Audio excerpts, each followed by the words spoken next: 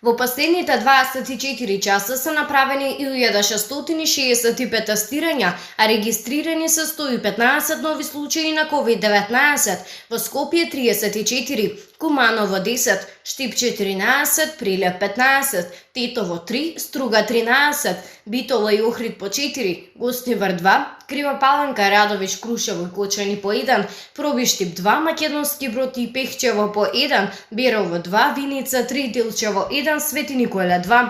Еден пациент го изгуби животот од Гостивар на возраст од 76 години во битка со коронавирусот. Денеска Институтот за јавно здравје регистрира 368 оздравени пациенти.